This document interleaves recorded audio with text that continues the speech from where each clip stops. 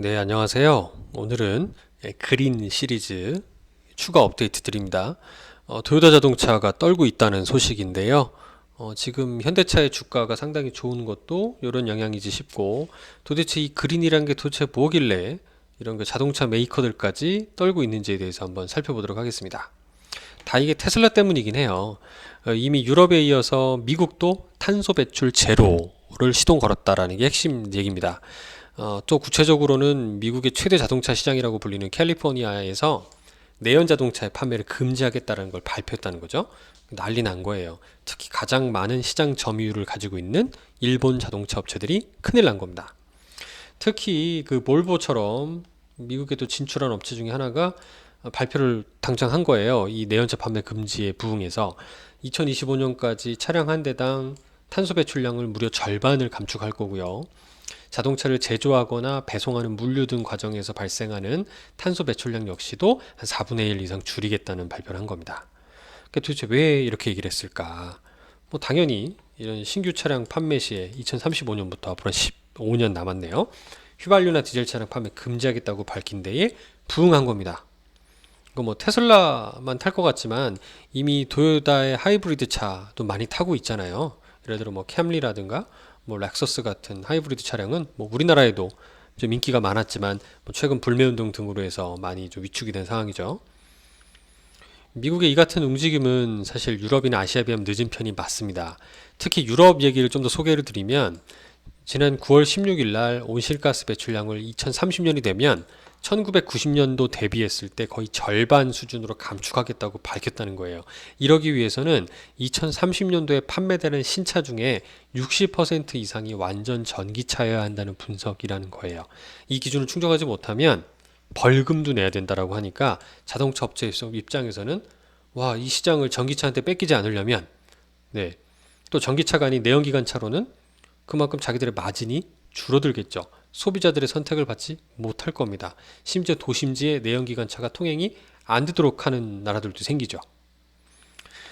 이게 이런 그 유럽과 아시아, 특히 중국 같은 경우도 이미 보조금 전기차에 대해서 강력하게 주고 있고, 뭐 CATL 같은 배터리 회사가 크게 성장하는 배경도 됐지만, 이런 세계 최대 자동차 시장인 미국에서도 드디어 이런 그 내연기관 자동차 차량의 시대가 얼마 남지 않았다라는 것을 드디어 깨달은 것 같습니다. 그래서 뭐 일부 전문가들은 유럽과 중국은 내연기관 차량이 죽었다는 사실을 깨달았는데 미국은 이제서야 깨달은 것 같다고 말했다라는 거죠. 뭐 미국에 있는 자동차 메이커인 GM의 볼트라든가 이런 회사들도 있지만 사실 그 파괴력이 크지가 않죠. 그래서 이런 부분들이 미국이 이제서야 좀 깨달았다라는 분석입니다. 사실 가장 큰 파이를 맛있게 먹고 있는 일본 자동차 업체들에게 비상이 가장 큰 것 같아요. 거의 절반 수준에 달할 정도 MS를 보유하고 있는데 일본 차의 장기는 그 연료와 전기를 함께 쓰는 하이브리드 차죠. 왠지 현재 그 테슬라가 있기 전까지만 해도 미국의 중산층들 입장에서는 뭔가 환경을 생각하면서 연비도 좋은 경제적인 차량으로, 그리고 또 일본 차 하면 잔고장이 적고 뭐 유지비도 적은 그 중고차의 감가도 적은 차량으로 알려져 있잖아요. 그러니까 내연차나 하이브리드에서 상당히 나름 경쟁력 있는 포지션을 가지고 있었던 겁니다. 근데 앞으로는 쉽지 않다는 거죠. 이게 자동차가 전기차로 바뀐다는 거는 뭐 엔진을 안 쓰니까 바뀌어 버리는 거거든요. 그동안에 쌓아왔던 레코드, 이력이 제가 볼 때는 무력해질 수도 있는 상황이 된다라는 거예요. 물론 충돌했을 때 프레임이 얼마큼 튼튼하냐 이런 정도지만 뭐 이런 것들은 우리나라 차들도 많이 올라왔잖아요.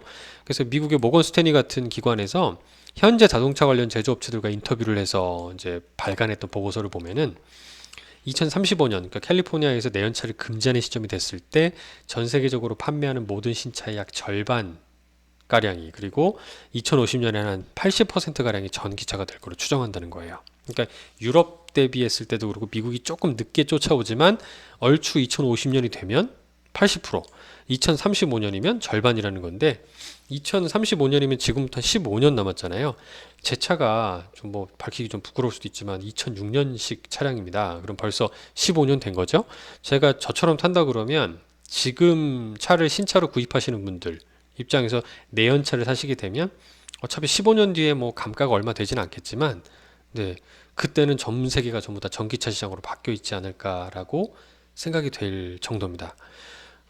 이미 그 토요타의 경우에도 빨리 패스트 팔로우 쫓아와서 폭스바겐에 이어서 두 번째로 전기차를 많이 생산할 걸로 추정한다는 전망을 일단 내놓고 있지만 앞서도 소개해드린 대로 말씀드린 대로 이 전기차라는 거는 새로운 플랫폼입니다. 그래서 이 내연기관차로 쌓아왔던 일본차의 명성이 계속 지속될지 아니면 무섭게 놀라운 뭐 디자인력이라든가 또 최근엔 안전도도 많이 올라왔고요. 또 제네시스 같은 렉서스를 잡기 위한 브랜드도 늦지만 일단 만들어서 진출한 우리나라의 현대나 기아차 같은 국사 자동차 메이커들의 어떤 선전을 저는 좀 기원하는 바입니다. 그래서 관련된 자동차의 완성차뿐만 아니라 전기차의 부품을 공급하는 그 수많은 뭐 공장들, 업체들 그리고 거기 종사하는 많은 일자리가 생겨서 우리나라의 경제에 좀 도움이 되었으면 하는 바람이 있고요. 관련된 부분의 주가로 인해 뭐 현대차나 2차 전지에 대한 뭐 주식 ETF들의 가격이 많이 오르고 있는데 이런 그린 관련된 테마들이 앞으로 계속 갈 수도 있다라고 생각이 들어서 꾸준한 관심을 좀 부탁드립니다. 감사합니다.